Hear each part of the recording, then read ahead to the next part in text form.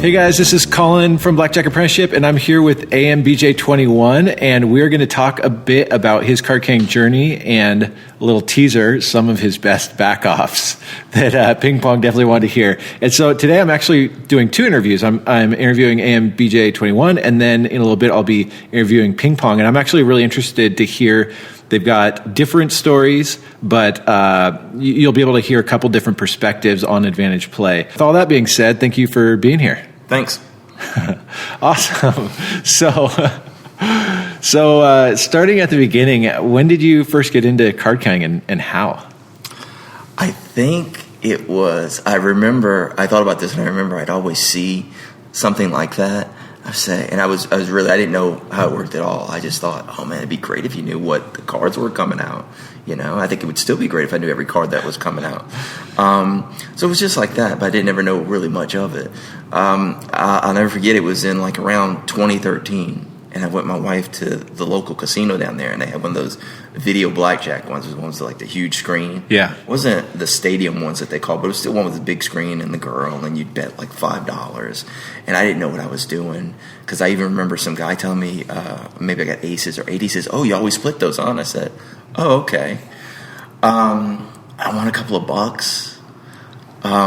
Somehow my DVR recommended you guys not the Holy Rollers documentary. Oh yeah, on Netflix or I don't even think it was on Netflix. Okay, it was like something like Independent Film Channel. Okay, it was some weird thing like that's deep in the cable thing, and I don't even know if my DVR recorded it because I don't know if it was related to me by like a poker thing or something. Anyway, I watched it. I said, well, that's really cool, and just from there, I got a couple of apps on my phone. I used to sit down with my dog in front of the TV and a deck of cards and just count it down. You know, and then from there, I bought the membership on the website, and I just started actually really learning it, basic deviations. One thing I've never told anybody, I didn't know my deviations until the night before my first boot camp in 2015. Oh, that's funny. And you just like crammed. I got in early, and I just started going through the drill. Oh, that's cool. Yeah, and I learned it then. Wow. So, okay, let's back up. So you were a little bit of a gambler already? Not at all, actually. Oh, but you just happened to go to a casino with... Every now and then my wife, she'd want to play slots or something. Uh-huh. I'm not a drinker. Yeah. So the casino was kind of like a safe place for me to be because it wasn't like a bar. Yeah. I kind of wander around. I felt like I could keep her occupied too at the same time. So she would play like slots, but really small. Yeah. I never forget my first trip to Vegas was in 2010. We gambled all the $20 on one slot machine, the really huge slot machine in New York. We lost it quickly, and then from there, all we did was doing like sightseeing, like the canyon and all that other stuff, the Hoover Dam. You know, we did all that stuff. So you weren't much of a gambler, but you were curious about, is there a way to actually, or it really was more the documentary being on? It was a documentary. I thought it was very interesting how it seemed like you can essentially get something from nothing in a way, you know, because it's sort of like, I mean, they talk about this, you're not really doing anything, like I'm not making anything or, you know, doing anything specific, but I'm generating income, money. It seems like almost out of thin air. I know it's not, and that oversimplifies it. But it was just it was just a way to. At first, it was just because I used to actually go with my wife, but then when I got serious with it, it wasn't a fun thing for her anymore. Yeah, and to this day she won't even go. Like when she'll come behind me, she'll see me. And she'll usually go off really quickly. She says I make her nervous when I play. I don't know what that is. Maybe because I'm animated. I'm not angry. I don't like yell at anybody or anything like that. But I do get animated. I guess I kind of turn it on a little bit. That's funny. Yeah. All right. Well, we'll get back to that. But what? So you said you'd flip through a deck of cards, watching with the TV on with your dog, and then you bought a membership and you used the training drills. I used the training drills a lot. And that was the old drills. That was the real old drills, yeah. Yeah. I don't think they really were, like, they were really hit or miss, I remember. Yeah, they were. Yeah. But I remember I used to like that. It was that old deviation drill that just had, like, the different true counts. Yeah. On the bottom. Just click it.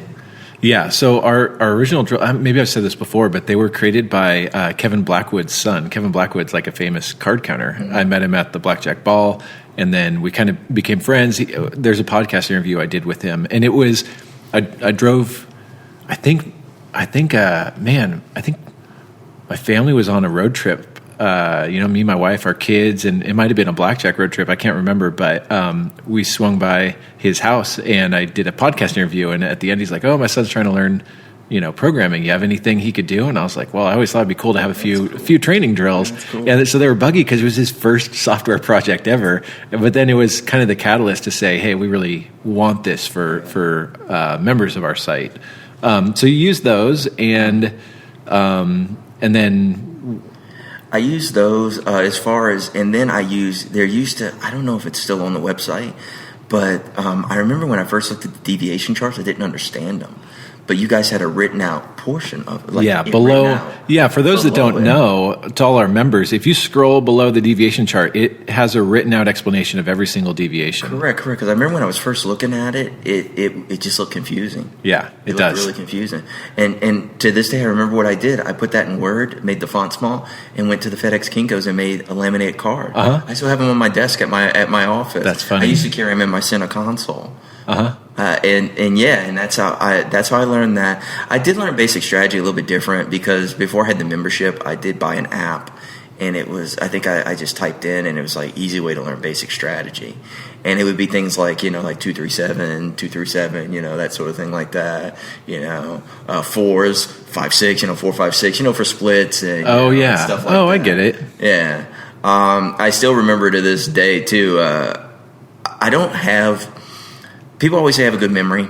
I don't think I have a photographic memory because I'm not really sure what that is. But I do see things in my head that I've looked at before, and I don't know if that's just the way normal people remember. Because when and I still do it when I'm playing, I actually see that card. Yes. And it's almost like when you see on the documentaries and in the editing, they say, "Okay, I got this," and that little chart comes up and they go over to it. Mm-hmm. Not so much that chart. I just see that written out thing in my head, sort of like. No, I do too. I visualize. So, it's just a visualizing thing. I remember I always did that since I was a kid, and they would always say, "Oh, you got a good memory," but you don't need a good memory to do it. No, I don't have a good memory. Yeah. So when did you feel ready to start playing? I played before I was ready. I know. Okay. I played. I even kept charts. I bought the spreadsheet off the website, and I even kept charts from way back then. Yeah. To where I don't think I had a winning game. I couldn't have had a winning game. Yeah. Because I don't even think I had a winning bet spread. But I didn't lose.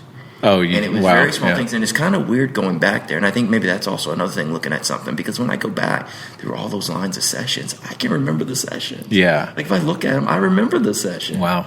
So it's kind of cool, and it was. I actually have two different charts that I work with now. I usually do one with each year, and then I do a career one.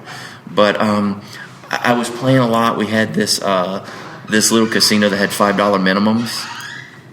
And it was all stand 17, $5 minimums. Wow, that's so that nice. was why my bet was, true one. I would, every true count, I'd throw another red chip on top. Yeah. I think I went up to 25, and I didn't think I was doing two at that time. Yeah. So I remember when I $25 bet, and I was like, whoa. Yeah. And you're sweating, and your hands are. Yeah, I remember. I was just like, whoa, that's awesome. That is so awesome. Totally. Awesome. I remember that too. I did the same thing. I did one spot of 5 to, add. At first, I added $1 per true count up to a $10 like bet. I said, you're really hardcore because when you talk about those road trips with a family doing blackjack, it's hard for me to have anybody with me that isn't anybody with me, because I don't know. I just go off and but I still have that. I'm like, I gotta check on them. But anyway, that's another story.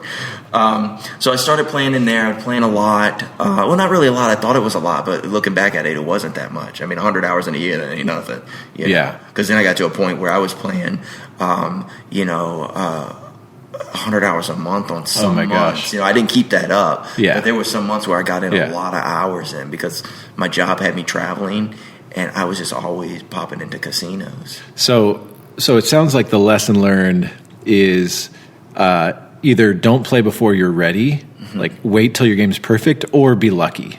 Is that correct? And if you remember, do you remember calling me for my first boot camp? I do. You called me when I was in an area with a lot of casinos, but I wasn't there to gamble. I was there for work, and you called me. And you called me at the perfect time, because what had just happened is I had lost all of my $800 bankroll. I had essentially built up from nothing. Yeah. On a double deck game.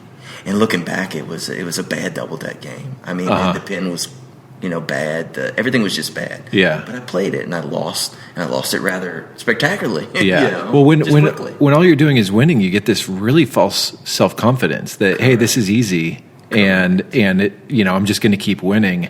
Once the other shoe drops, then you realize, okay, margins are thin. It's weird how we all have the same way of thinking, Yeah. because I just said that the other day. We're talking with a couple other pros. I said, I have to remind myself that it's not easy, because Yes. sometimes it does feel easy. But Yes. it's not. I got to remember it's not easy. I had that. When I was first training, I would go to casinos with Ben, and I was adding $1 per true count or whatever, and I won like 500. Maybe my first time, or with the first couple times, I won like $500. I remember being up 500, and I was just like, I thought I was just hot stuff, and I was like kind of humble bragging to people about it. And then over the next few training sessions, I lost all of it. I was back to zero, and that was when I was like, I don't know if card counting's for me. And then I got back into it like a year later with a couple $1,000s, and again I just won right away, and it was like, this is amazing. This is so great and easy, and then I was just hovering for like probably 100 hours or so, like maybe slowly losing it back, and really need it. It's nice when you win right away, but it can actually be worse for you because then you just keep playing. You could lose it back and then be like, well, I just got to keep playing. When what you really need to do is perfect your game. Yeah, I did at that point when I lost. I took a break from it, and I said, and at that point I said, well, look, if I'm actually gonna do this, and so that's when I signed up for the boot camp. Okay. And made that investment, and I didn't play till after I got tested out, and then I started with a real bankroll at that point, and then I lost. I was losing. I mean, it's not like I was down. Oh, well, I guess I was. I was down probably 80% on that bankroll. Now it was a $5,000 bankroll. Okay, so hold on. Let's back up. So you started losing. We talked on the phone. Correct. Because you were interested in the boot camp. Correct. You attended the boot camp, or you took a break from playing, attended the boot camp. How did your test out go? I don't remember. I still have it. Ben tested me out. And you did you pass? I passed. Nice. The only thing he wrote Nice on there work. is not talk so much. I actually did that because I remember telling him, I said, you see, I was talking, I still got the count and everything. He said, yeah, you might not want to do that too much. He said, what you're doing, you don't want to draw too much attention, which I don't know if I've taken his advice. Yeah. Really. Well, you know what? Find your own path. Yeah. There are times when I am quiet. But. I would say, I'm sure I've said this before, but you got to prioritize perfect play. So some people, they're so nervous or they don't want to look like a card counter that they talk more than they may can. have been what he was going for at that. Who knows? Yeah. So you attended, you passed the evaluation, which nice work. I've got my little certificate. Yeah. It's at my desk. And then you put together a 5K bankroll. Correct. And you lost 80% of it? Yeah, I remember at one point. And you talk about that's pretty bad. How sometimes it's really bad. But now when I look at the actual real number, it's not that much because it's like what, like $3,500, $3,800. I remember at one point having $1,200 and some change. Okay. And there was about 3 or 4 sessions where, it just caught traction, caught fire. Yeah. And it just worked. And then it's like the whole thing, this is easy. I love card counting. This is great. So with the 5K bankroll, did you, was it like, well, if I lose this, I'll put more together? Or was it like, if I lose this, I'm done? I don't know. I never asked myself that question. Oh, wow. That's crazy. Why did you ask me that question? That makes it sound depressing. No, I never really asked myself that question.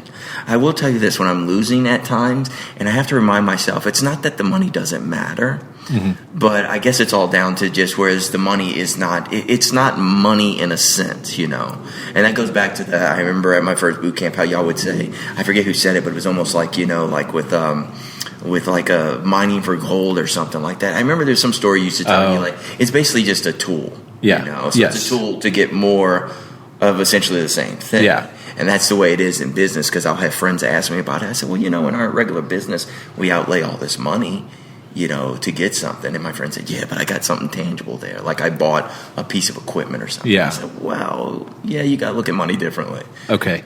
And did you consider with the 5K bankroll downsizing your betting, or you were just like, I'm just going to keep going? I did not downsize my betting. Maybe I should have. Well, I did not. You might have felt confident it passed the evaluation. No, listen, it wasn't. I never lived off of this money. Yeah. It's always, I guess you could say, and in the back of my mind, I'd always told myself, well, I guess I do have a replenishable bankroll because I have a job. None of the blackjack money was required for my life. I had told another pro at my second boot camp that I went to, just because I wanted to see if you guys are still alive, because there was a hiatus. There was, yeah. Years. I was like, this guy's still alive? Yeah, 1 year, yeah. And I remember talking to a pro. I said, if I lost it all, it wouldn't actually change anything. And that's another thing with my perspective on losing too. Okay. I find that I don't think about when I lose, it's like a really thing where it just kind of it's gone. It happened. It's gone, and on to the next. Cool. And how much of that do you think is your personality? How much of it is that you have a good job? It's probably majority is the good job. Yeah, I really think so. So this is an investment. Correct, it is. I tell all the pros that do it full time, and I've talked with other people, I don't really know if I could do it as a total means for survival. Yeah. It's good for the extra money and whatnot, and I'm using the money to invest in other things. Mainly my children. Yeah. In this time period, I've had a child graduate from high school and go to college. No way. Yeah. Dude. Well, she just graduated. She's starting college in the fall. Holy cow. Which that leads into a back off. I figured your kids were like my kids' age. No. What's your oldest? My oldest is 18 now. My oldest is going to be 12 in a couple months. Oh, really? I didn't know that. Yeah. But no, my oldest, I started young. Still a kid, Yeah. Wow, that's cool. So you're investing in card counting. Correct. And using that capital to invest in your kids' education. Correct. There's a couple of little things, but mainly that, because I remember I was like, well, this is cool. We'll make the casino pay for this, Yeah. So you came to a second boot camp. You joked that it was to see if we were still alive. But I did. I don't know if I came to a second one just because, there was a discount, and I don't know, I just wanted to. Yeah. For those that don't know, we always let people attend for half price that have already been to a boot camp. So that's what ambj21 is talking about. But yeah, you can't. I remember that boot camp. It was the first one. We had kind of a year break, and that was when I bought Ben out, and he kind of moved on. But I remember vividly. I remember that boot camp. I remember posting something on the forum because we hadn't gotten beyond the felt in a long time. What's up? Yeah. So and was your game still strong? Yeah. It's always been strong as far as from the mechanics, I guess, ever since then, and the perfect play and stuff. You do learn things just from the experience with it, and then the whole navigating the casino side of it. I think I'm much better at that. I'm much better at traveling, obviously. Yeah. Because I started having to do that. There was a long time afterwards where, it was really, I didn't start traveling until, I guess it was 2018. Or the end of 2017, I started traveling, or maybe it was 2017. It seems like it wasn't that long ago, but then again, it seems very long ago that I started doing all of this, at the same time. But yeah, there's just a lot of stuff where, as you know, just like anything, you can know it, but there is an experience side of it. But I would tell everybody to be just 100% completely perfect in the mechanics of it. Because if you're not, then everything just gets it blows up. The little things get just exploded. Yes. So how much time? So I posted on the forum that I was going to be interviewing you and Ping Pong, and some people had some questions. One of them was, how much time do you still devote to practicing? Usually between trips, as you know, I still go through the training drills there. Yeah, because that's just I just like them. How much between trips? Do you try to? Usually before I go out, I'll just kind of freshen up. I'll look at my cards and stuff like that. Because I got it at like I said, I have it at my office. I got my little old original strategy cards. Yeah, and so I'll glance at them and stuff like that. Just make sure. I'll even do the. I got a I don't know if this is an AP play, but I was at this little casino, and they I got the cards, the playing deck cards. I went in there. I said, "How much are they?" She said, $2. I thought it was for like a deck or two. She said, "No, it was for the whole box. How they come in those boxes?" Like, oh yeah, yeah. So I think for somewhere in the neighborhood like $4 and some change, they charged me tax. I got so many cards. Awesome. So that was something I got back, and I remember I'd group them together for like to look at penetration, just to train my eyes for penetration, and I would also throw a whole bunch together, just for like counting things, turning over cards and whatnot, like that. Yeah, just stuff like that, just to make you, just to stay fresh. I don't know if it's like riding a bike, but every time I go to a table, even if I haven't played in a while, because it can usually be as much as a 2-week period between times I last play. It just is. There's a certain point at which, I feel like at this point it'd be hard for me to forget. I mean, I've been doing this forever and training people for 11 years now. But I know what you mean. But yeah, I'll be asking some of the other pros how much time they still devote to practicing. I think it's a good question. So things started working. You're down to like 1,200 and change. Things start working. Where did things go between that first and second boot camp as far as your bankroll? It has just been on a steady up from there. So the first was the 5. I doubled that. And then as things go, I actually then won another 6,000 really quick. Oh, wow. I think it was in 3 sessions. Jeez. I mean, It was sessions to where I was winning so much that I just left. I was like, we got to go, Yeah. Because I remember at this small casino that I was playing at had really good conditions and everything, but they would... the tables were right where the cashier was. I mean, it was immediately behind you. Turn around, there was a cashier, And if you would get anything close to 2,000, they would get on the phone. Oh, wow. So they would call just where I was. And I remember being more new at that time. I thought, that may be a bad thing to have them keep calling back and, calling me out, so to speak. Yeah. So I would kind of try to. But I remember I won another 6,000 really quick. Then there was a time after that where it was actually almost immediately after that where I had wiped out almost all of my winnings, I think, except for $2,000 maybe. Oh, wow. So you were back to like 7K? Correct, yeah. And then... And it sucked. And I remember thinking, well, this sucks. I actually have on my notes times when I have big losses. Yeah. It's just real kind of like, this sucks. That's all it said. Yeah. To have it just be like, hey, it's working. I've doubled my bankroll. I tripled my starting bankroll. I was at the end of a year, and I basically everything it just went right back down. Wow. Yeah. Wow. So that was how many hours was that? 100 hours? 200? There was a time. So I have 1 year where it was 547 hours. Wow. But that wasn't that year. You weren't. No, it wasn't that year. It was the year before that, which I still think I was at 350 hours for that year. Yeah, I was playing what I considered a low EV. I think I was supposed to be getting around $50 an hour because I remember thinking to myself, well, $50 an hour. Again, I would think back what you would say. I mean, you do a job for $50 an hour, right? Yeah. And someone said, look, I got this job where you're kind of just hanging out, playing a game. I'll pay you $50 an hour. Like, cool. Yeah. I'm there. But you weren't winning $50 an hour. Correct, yeah. So... At the end of the year, you're up about $2,000. Did you think about giving it up, or no? You know why? Because I always remember I was like, well, look, I've got more money than when I started. Yeah, And so you kept going. And how was year 2? Okay, so year 2, that's when things got really big. I think I made on that year alone. I think I was close to 70. It's in the mid 60s. Yeah, I camped on a game for forever. I mean, it was like a job. Yeah, I would go home and take a nap. Oh my gosh! My wife would make me a peanut butter and jelly sandwich on the way out, and I would go to this casino that was 45 minutes away from my house, and I would play. And they putting the kids through college. That's awesome. They all knew me. They still all know me to this day. I've been backed off from that casino. I want to say I told another pro, I was like, I officially think don't know how many times I've been backed off from this casino. I think I may have just put ... on my thing because at this point, every time I go in there, I'm probably going to get backed off. But that was my biggest casino because I just camped at it for so long. I think I got almost 300 hours in there. Wow. Which is great. Actually, in talking to other people I know, some other people have gotten a couple more hours than that at their quote-unquote home casino. Oh, yeah. But, I mean, at that time, it was just awesome. And I was like, I remember even saying, I was like, they must be asleep at the wheel at the in the surveillance. I wanted to see the surveillance room. I think there's a whole bunch of people sleeping in there.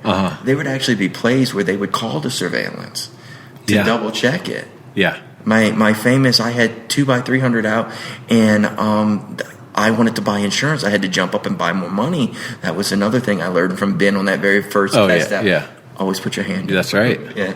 And I jumped up. I had my hand out. Yeah. And I was going for money, and she flipped it over. She had blackjack. So at that point, wow. Yeah. On that play, you thought the play was good before you knew for sure she had blackjack. Yeah. It was really good now. Yeah, stopped the game and everything and called the surveillance. And they told me that the reason why they sided from me is because the hand was out. Yes, that's right. You always say, Colin, I remember from the very beginning, you said, look, that was the one thing that they don't have a hand signal for. That's right. It's the only playing decision that they don't need a hand signal for. Yeah, it's a verbal thing, Yep. You know, or you actually, I guess, putting the chips in the space over there. But, and I still continue to play for a long time after that. That was a $600. Correct. I remember the Poppy got mad and left. He left his on the table. Which he was stupid. He should have threw money up too at the same time. Yeah. Okay, so where are we at? So, I was going to say this. There are probably people listening saying, well, gosh, he's so lucky. He had a local game that he was able to play 350 hours at. And I've been thinking about this. I feel like anyone that does this long enough, you'll find a great game.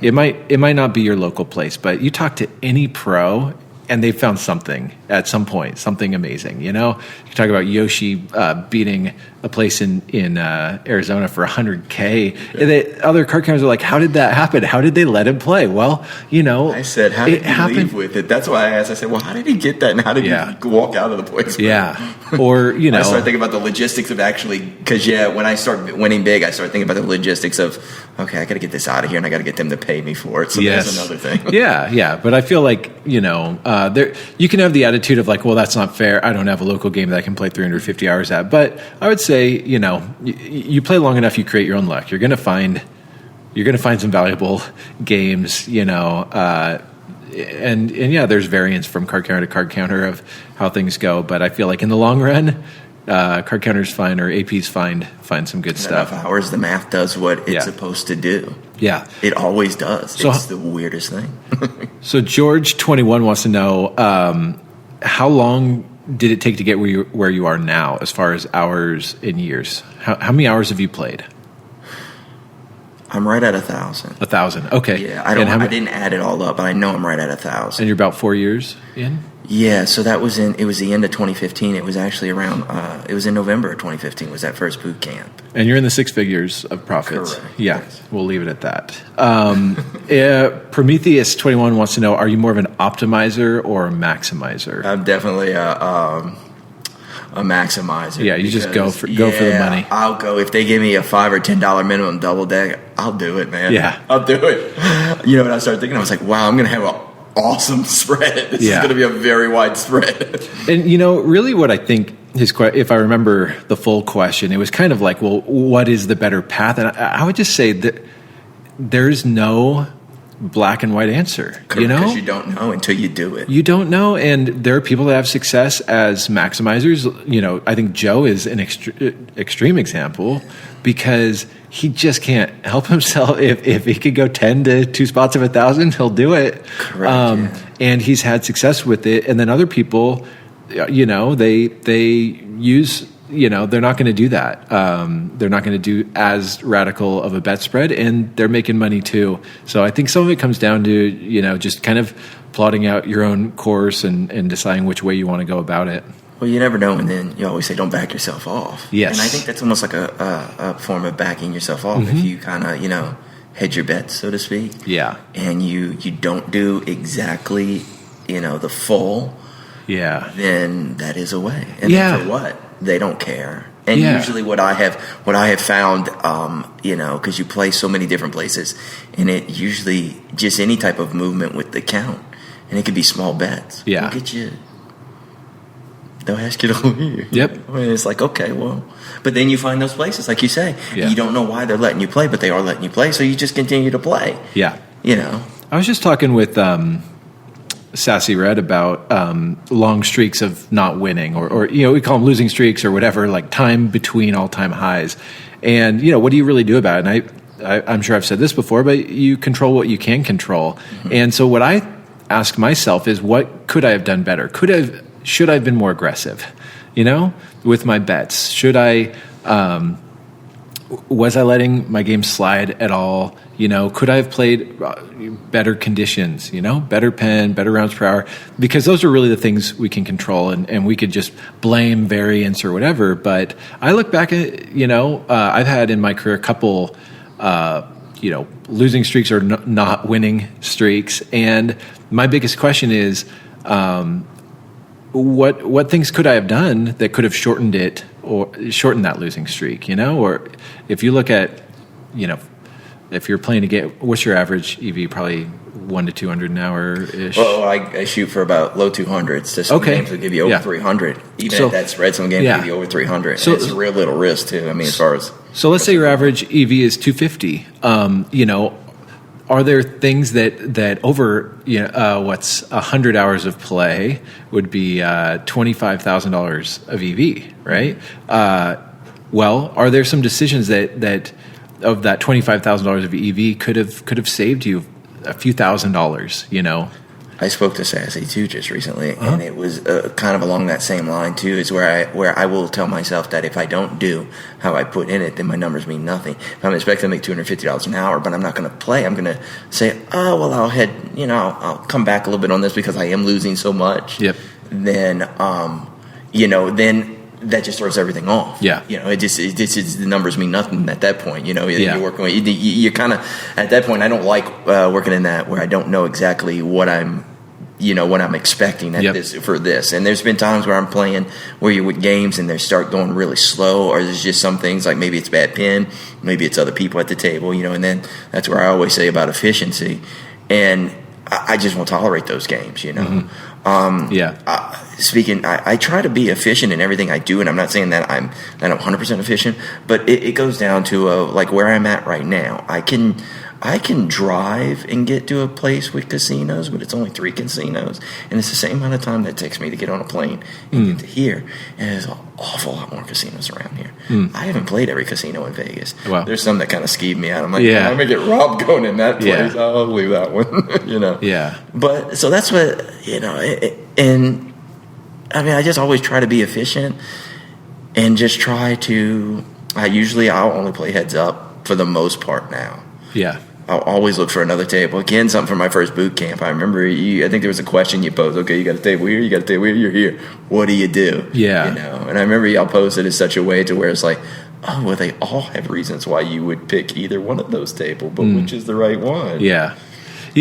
So as just wrapping it up, as far as optimizer, maximizer, just be aware of the decisions you're making and how it's going to affect the long run. If you want to be an optimizer, that's great. Just be aware, like those. Everything you do affects the long run. Hands per hour, the amount you're betting. The long run might be longer. The games you're playing, penetration on the games, and the EV will be less if you're an optimizer, and that's okay. Just be aware. Hey, these decisions I'm making cost me this amount and will take me this much longer. And as long as you can, stomach that, then be a optimizer. Otherwise, get the money.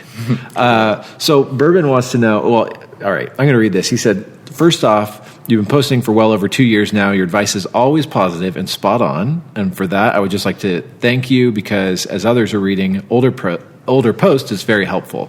That's cool that people are going back and reading. I mean, gosh, we got a lot of posts now over the years. But he said, you mentioned you're married, and I'd like to know how you balance the married life and the AP life, and also how frequently you take trips. Are they week-long trips or just weekends?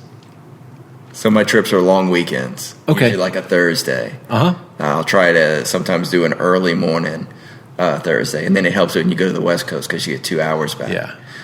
So my trips are always weekends. When do you fly back Sunday or? Yeah, I fly back Sunday. Uh-huh. And it does kind of suck because it's usually a late flight. So when I get back, I'll get back Monday actually when I do get back. Yeah. Because then the time changes. So yeah. You get 2 hours going, but then when you come back, you got to pay that 2 hours back on the way back. Yeah. So. But you can get a basically 3-day trip out of that. Correct. Well, I actually will push it to, no, it's right at about, because if I leave early on Thursday, I can get almost a full 4-day because I have a late flight. And with these flights, when they get delayed, you start getting extra hours. Yeah. As long as they tell you that it's delayed before you get to the airport. Yeah. That's a check before you go to the airport. There's a tip. And how many trips do you take on average? I try to take at least once a month where I'm flying places. I'll probably do this summer twice a month. Just because with my real job, as they say. Yeah, I mean, last year actually, Southwest sent me this nice thing saying, "Wow, great!" And I think it was like 20-something flights that I had taken. Yeah, it doesn't seem like I took that many flights, but I guess I did. I mean, I don't know. 10 trips, 20 flights. Correct. Yeah, I think they said it was like 22 flights, and it's like, all right, you're almost A-list. Keep at it. And I'm like, okay, great. And how's your wife supportive of all this? She's very supportive. Right on. She's very supportive. It can be hard at times not being there, because things happen. When I first started this, my kids were younger, and now they're actually getting older. Yeah. When you look at older kids, the only thing, I mean, you could feed them with a slingshot now. They don't really seem to, Yeah. It's like Adam Carolla said that, like, these older kids, especially boys, he said, it's like taking care of an old cat. All you got to do is feed it every once in a while, It kind of leaves you alone. It leaves you leave it alone. But, I mean, it is hard at times. Like, actually, on this particular trip, it's a little difficult, because there's things that go on at home. But in those instances, and I used to not be like this is just something that blackjack actually, I think, taught me. Because in life, there's always things that are just out of your control, like we were speaking of. And so there's things that are out of my control, and then there's some things that, I can sit there and beat up myself. And I used to do that. I used to be like you would say, like, what could I do differently? How can I change this? But then it becomes a point where you just have to accept that you can't change it, and this is what it is. And you can, as you say, control the things you can control. Yeah. So, as long as everybody's okay back at home, I can control this right here, right now. And I came here to do a certain task, so I got to do the certain task, How do your kids feel about this? Well, my youngest daughter, she is 10. I don't think she knows. Yeah. My older daughter, 18, she's like, when are you going to bring me? She knows a lot. She was making fun of me about this. So this is a total tangent, and it's kind of a stupid story. But when we filmed some videos with David Loudon and Dusty. And before that, there were a couple. The people helping film it are a couple card counting friends, and they were just at the blackjack table doing some practice. And my 11-year-old was like sitting there, and so they start dealing him in, and he doesn't know what he's doing at all, but he won, and now he's like, oh yeah, no, I can play blackjack, and I just keep telling him, like, dude, you don't know what you don't know what you're talking about. So I'm gonna have to deal to him and destroy him. I dealt my daughter in on one time at the table. That I was just playing the table. I dealt her in. Well, actually, then I was like, I was being the dealer, and she was playing. Yeah. And I told her just the basic, and she was keeping the count. Yeah. Wow. I would do that. What's the count? I didn't throw anything at her and yell at her in her face. I did it nicely. Hey, what's the count, sweetie? She told me. So yeah. My younger kids, they'll like see my blackjack table. They'll be like, "Oh, that's Daddy's Blackjack Apprenticeship in there." So that's all they know about it. It's like, "Oh, that's Daddy's Blackjack Apprenticeship." It was awesome. Give me that. So how do you decide where to travel to? I just get info from other pros. Just give me like little, maybe something they've heard of. Yeah. I'll usually look to see just what's in the area. Yeah. I'll then balance it with how long the actual flight is. Sure. It seems to be about 3.5, 4 hours seems to be my limit. At that point, I may open the door and jump out, Yeah. So mostly the opportunities in the area. I've had people tell me, "Oh, there's this, or there's a pretty good game here, or there's this." And in some areas that I go out west, there's just not games like that in my, I guess what you would consider my home market. And I'm pretty burnt out on my home market. But having said that, I can still go and play. Yeah. I mean, you still go and play. Can I go and put in a 10-hour session, with Red Bull cans all around me? No, but I can go play. Yeah. And everything is just one big long section. So if I have an hour here and 30 minutes there, and another hour there, well, hey, I just got 2.5 hours in. Yeah. It's just it's the same as if I sat at that one place for 2.5 hours. I mean, mathematically, it's the same. It's exactly the same. You just took some breaks and changed locations. Correct. Yeah, a lot of breaks in between. That's what it is. A lot of breaks in between. One big long session. This is a break right here. So do you keep Jack kind of wants to know, like, basically, you keep your bankroll separate? Yes. Yeah. So you have the benefit. You're not doing this you're not having to pay your mortgage out of your blackjack profits. I was told when I first started doing this, don't bring your rent or your mortgage payment into the casino. Yes. So I said, okay. That's good advice. Have you spent any of it on just something you wanted to enjoy? You go on a couple of trips where I brought my wife. I think I've only brought her on 2 trips. And the casino's paid for that. I'm trying to think. I did actually buy a car, which was stupid. Because it's a liability, not an asset? Correct. And also since I don't drive it. And so it's sitting in my garage. Oh, that's funny. And then I got to sit there and worry about, I might actually have it for sale. Anybody wants to buy a car? That's funny. Yeah, so, no. I bought that. Oh, yeah. Just stupid stuff like that. My phone, Yeah. I'll, but I guess I'm not really using, I don't know. There's not one big thing except maybe the car. Yeah. And then I'm selling that. So, yeah. The car, the watch, it's negative the phone. Yeah. Well, that's cool. It really is an investment for you. Yeah, it was mainly it was an investment, and I remember when I first started doing it, I was always like, well, I'm not spending any of this money. I'm not going to spend any of this money. Yeah, because I had to build up the bankroll, and I didn't want to spend any of it. Well, you're putting your money where your values are, like in your kids' education. Like Correct. You're aligned. Yeah. You're aligned with what your values are, and that's really all I want for people that use Advantage Play to further your true life goals or personal goals or whatever. I guess the extra income, in a sense, it'll loosen up other things, and where I may not be going, to box and peeling off, a couple $100 bills to go buy something, it loosens things in other regards, Sure. Because you do have this other income stream that turned into be, sometimes it's more than your original income stream, and it's like, okay, well, didn't expect that. Yeah. Cool. So a few more questions. George21 wants to know, do you feel like a card can career has to end? Like there's just going to be too many trespass and back-offs, or are there just enough fresh casinos that you can pretty much go on as long as you choose to? You're 4 years into it? Yeah, I think there's a lot of people that have proved. Yeah. Tommy's been doing it for 30-something years. Yeah. Well, the funny thing about Tommy is he kind of has the same loop. It's not like he has to say, okay, well, I've got 50 states and I haven't been to this state in 4 years. He just kind of does the same loop over and over.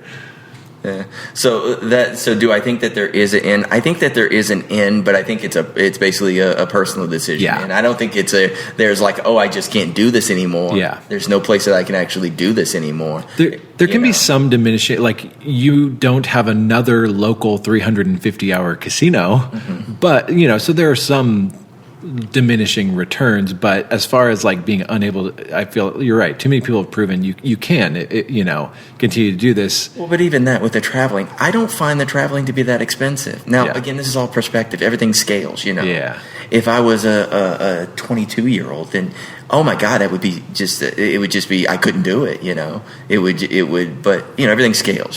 So what do you mean you couldn't do it if you're 22? Just money wise, $600 when I was 22 is a lot different than, as you could probably attest to, for the flight. Now. Yeah. So I don't find the traveling to be that expensive. Yeah. I do have some good situations too, where I have some areas that I can go in. I've spoke to you about that, to where it's almost like I don't have an expense, but they are traveling trips. Yeah. And they have a lot of casinos. Maybe that's why I'm burnt out in one of them almost 100%. Yeah. There's one place that hasn't backed me off in that one market. I'm like, I probably should have to just go in there. Maybe wear a shirt that says something stupid. I don't know. So Cal3Kel, if I'm pronouncing, he wants to know, given 2020 hindsight, when it comes to your training in early AP play specifically, what would you change or do differently and why? Maybe we kind of already covered this. Yeah, what everybody always says, not until you're 100% ready. Yeah. And you got to have a bankroll, because that's one of my sayings when I get backed off. All you got to do is have enough money to beat the game, and win. Yeah. And it's just the perfect play. Perfect play. And then the bankroll, because you need that tool. You can know how to build a house all day, but if you don't have a couple some wood or some nails and a hammer, you're not going to build no houses. Yeah. It probably sound like a broken record, but it really is as simple as perfect play, money management, and getting in the hours. You have those three things, like you're going to be fine. But a lot of people try to do it without one of those things. Correct, and that's the good thing as far as with the math and everything. You have no choice but to be successful. If you have those, if you have everything, if you have those things in place, then you have no choice but to be successful. Yeah. I mean, really, I don't think you do have any choice but to be successful. Yeah. If you have if you're betting appropriately, if you're playing and betting appropriately, you have the right amount of bankroll for what you're betting. Yep. Sky's the limit, right? Yeah, as long as you get in those hours. So do you, when you travel now, do you pay for rooms or you still get them comped? I'm mostly on a refusal. I do have maybe 3, maybe 4 cards that I cycle, but most of them are tainted in some sort of way. So it's kind of hit or miss with using them. I don't really get new points. There's one place where I may get new rated play, but every other place, no. And when the comps run out, they run out. You can find, inexpensive hotels and stuff. Yeah. And they don't even have to be like, dumps either. You can usually find deals. Yeah. So for those who didn't understand, a refusal means you're mostly playing without a player's card. And just because the player's cards you have, they're going to get you some trouble. So that's the same with me. I can't remember the last time I played rated. So at this point, I feel like for the last, number of years, it's been playing without a player's card, pay for the room. That home casino that I got the almost 300 hours at, I got backed off after I started playing rated. Now, it could be just a coincidence, because I've been backed off a lot of places without being rated. So it could be just a coincidence. But I said, well, it makes them easier to track me. Okay, so Ping Pong wants you to share some of your back-off stories. There are these rumors that you've got some of the best back-off stories. I don't think I have the best. Okay, well, what comes to mind? There's so many of them. I'm trying to think what I told him last. I know last time I saw him, I got backed off at. Okay, so I was in this area. I got backed off at this place with the Hall of Fame. I actually was in that place longer looking at the Hall of Fame than I was playing. Oh, that's funny. Yeah, I just like all the I got pictures of it, all the little pictures and stuff. And so I'm playing my game, and the guy had come up, asked me if I had a card before, and I take note of his name. And then he comes and he sits down next to me, and I know what's happening. So he'll say, hey, can we talk? I say, yeah, man, what's up? And, and then he'll start talking to me about, oh, you're too good, that sort of stuff. I said, look, I can guarantee I'm not too good. And then what I find when you get backed off, usually the people in the pit, like the little person just approving, color ins and buy-ins and all that other stuff, they usually it's funny, they seem to not make eye contact with me, like they're off on the side, like they ratted me out and they don't want to look me in the eye. They're ashamed of what they've done. It was a younger girl, and I said, why didn't you have her back me off? And he said, what, you want her to back you off? Yeah, come over. And then they had another guy shuffling through the discard tray. I said, did you find the ace I was looking for? Because I usually tell them that I'll go max bet. I said, did you find it I was looking for? You saw a couple of hands ago I was looking for it, right? So at that point, I usually try and get them to tell me why they're backing me off, but I only had one tell me I was an advantage player. Okay. So they say you're too good, but only once have they said, "Oh." Yeah, they always dance around that. Yes, that they're just. That is just the too weirdest. Good. You're just too good. Yeah, they won't say. They won't say it. So a couple of things I always tell them. I know I'm not too good. I said, come on, man, I know I'm not too good. And then I usually give my line about you just got to have enough money to win, which is really, just stupidly simple, Yeah. It's Captain Obvious. Yeah. If I don't have any money, then I can't win. Yeah. So if I have enough money, then I'll continue to win. I did, going back to with my wife, I got backed off with my wife. Uh-huh. My wife, she's no way an advantage player. Uh-huh. My wife will tell me that I'm doing the wrong thing. Oh, that's She'll funny. ask me what to do on a hand. A few times that I've played more recently with her, because when we used to play, we were I knew some stuff, but I wasn't perfect. And I will tell her the correct thing to do, and she'll still go off on her. Oh, that's funny. Which is kind of weird, because it's sort of like, well, you kind of... She just doesn't trust you. That's funny. Not, I don't That's know. hilarious. But she went off to the bar to get a drink, and I was playing. I was just with her, and I wasn't going to play. But, of course, as us in these, these AP people are, we get a count, and we're like, okay. So I start throwing out the bets. Two guys walk up. And they always walk up from God knows where. I don't know. I think there's a trap in the scene. They appear from somewhere. You can be looking for them, but they will just appear. And so anyway, he's backing me off. The game's too good and everything about like that. But my wife had some chips on the table, and she was coming to walk back up. I said, "What about my wife?" I said, "Can she still play?" They both looked at each other dumbfounded. They're like, "Oh, jeez."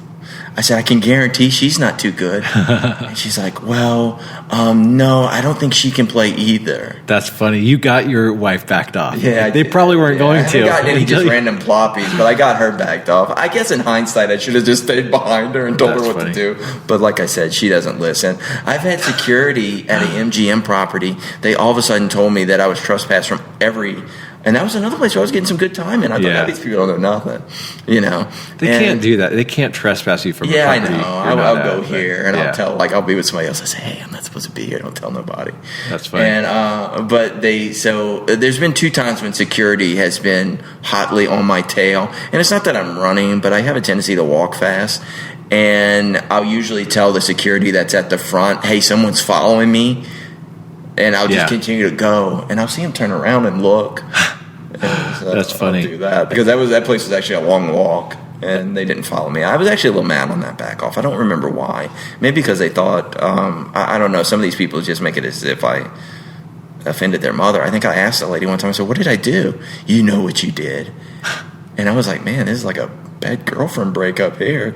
That's funny. You know what you did. I've heard you also learn every employee's name in the pit. I don't learn them as far as I can remember them, but I get all their names. I look at all their names just because I like calling them by, because they undoubtedly always ask me what my name is if I have ID. So I'll usually flip it right back at them.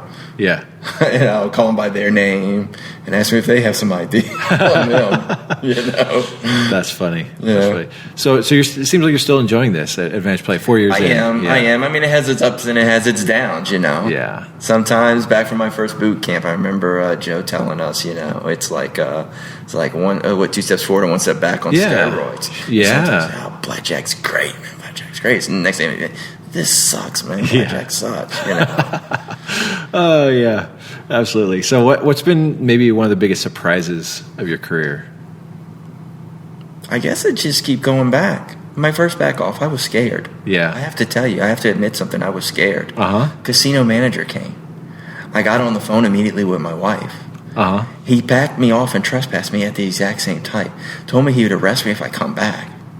My wife said, "Did he say he was going to arrest you?" Wow. I said, "I think he did." I got on the phone with my wife just because I didn't know what to expect. Yeah. So I figured if I was on the phone, it was sort of a reason why I may, I got to take this call sort of thing like that. Yeah. 2 seconds. "Oh, what's happening? The house is burning down. I got to go, guys." It was kind of my excuse. And that was a casino where it was this riverboat casino where it was a long walk to the parking lot. It was over a levee and everything. Wow. Yeah. I remember one of those first things. Loudon used to write that split double destroy thing, and it was one place where he had gotten backed off pretty quickly from. Yeah, he's very colorful in his writing. Yeah, I knew exactly what he was talking about. He's still writing. He's gonna put a book out. Oh, okay. Yeah, cool. That's gonna be cool. All right, well, last question for you: any future goals or plans or aspirations? So I asked myself that. That goes back to that original. Is there an end? And I asked myself if there's an end. Is there a money end, or if there's just an end where I don't want to do it? I guess once I get to 7 figures, I may stop doing it for a little while. I think most do, because at that point, there's how much money can you have, right, Colin? Yeah, you're not going to get to 8 figures. You need the rest is all for show, right? Yeah. So I think I don't see myself stopping anytime soon. It's been good to me. It'll probably just wind up being a money thing. I'll probably have just a certain amount of money, and I'll just be like, well, maybe I won't go. Because there is a thing on all these trips. It's like the very beginning of the trip is usually like, oh my God, I'm going. Yeah. Oh my God, this flight is full. I was hoping I would have that poor man's first class where I have that middle seat. All to myself. But usually when I get at it and I get into it, then it goes by pretty quickly, and I'm just getting to the groove. Cool. So basically, I guess the stopping point that I see right now would probably be a money thing, because now my life is kind of lining up to where it's easier to go, is where before it was harder to go with kids being younger and whatnot. But, well, we'll have to check in at the 7-figure mark and see if you're still going, or we'll see. Yeah, we'll awesome. See. I'll come in some bad suit and cheesy sunglasses. You could ask me what'd you spend it on this horrible suit. Well, thanks so much for taking an hour and sharing your story with us. And if you guys have more questions, ask him on the forum. He's happy to answer. I'm pretty open. Yeah, awesome. People send me messages. Yeah, I'm pretty open. Awesome. Well, thanks again. And if you guys have more questions or anything, check it out on our forum, or check out our resources on the membership, or come to a boot camp, and maybe you'll meet ambj21 in person. Yeah, come to a boot camp. They're awesome. All right. See you guys later.